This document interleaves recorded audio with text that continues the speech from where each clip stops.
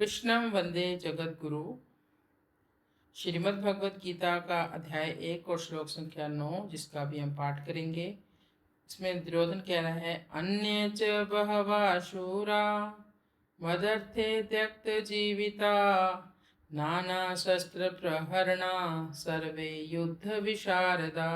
दुर्योधन कहता, और भी बहुत से शूरवीर हैं जो मेरे लिए अपने प्राणों का मोह त्याग कर मरने के लिए तैयार खड़े हैं। ये सब दुर्योधन का अहंकार बोल रहा है।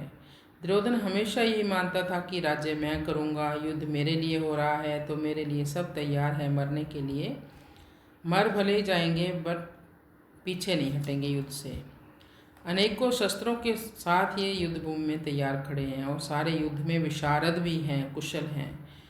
दुर्योधन जो युद्ध कर रहा है वो सबके यानी जगत के हित के लिए नहीं कर रहा, जगत के कल्याण के लिए नहीं कर रहा, केवल अपनी इच्छा की पूर्ति के लिए कर रहा है। तो ये घमंड उसकी किसी न किसी बात में झलक ही जाता है। यहाँ पर दुर्योधन की बातें सुनकर जब द्रोणाचार्य कुछ भी नहीं बोले, तब अपनी चालाकी ना चल सकने से दुर्योधन के मन में विचार आता है। तो इसको संजय आगे के श्लोक में कहते हैं अपर्याप्तम तदस्माकं बलम भीष्माभिरक्षितं पर्याप्तम त्विदमे तेषां बलम भीम अभिरक्षितम। हमारी शक्ति अपरिमेय है, दुर्योधन कह रहा है, और हम सब पितामह भीष्म द्वारा भली भांति संरक्षित हैं, जबकि पांडवों की शक्ति भीम द्वारा संरक्षित होकर भी सीमित है। तो इस श्लोक को जरा समझना। दुर्योधन अपनी सेना में कह रहा है अपर्याप्त बल है, व्यापक है हमारी सेना, अमर्यादित है, भीष्म से अभिरक्षित है।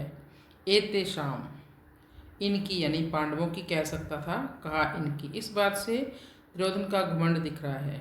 ये जो इनकी सेना मर्यादित है वो भीम से रक्षित है।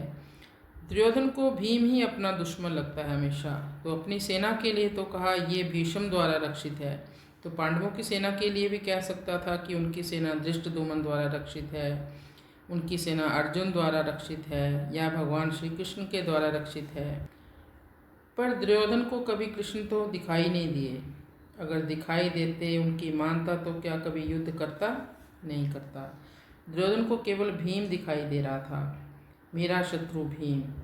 तो हमें भी यदि सफलता चाहिए अपने घरों में, अपने ऑफिस में, अपने बिजनेस में, तो हमारी सोच जो संकुचित नहीं होनी चाहिए, ब्रॉड होनी चाहिए। पांडवों की सेना कम थी संख्या में, पर उनकी एकता बहुत थी। एक मन से वो सब लड़ने आए थे, कोई भेदभाव नहीं था।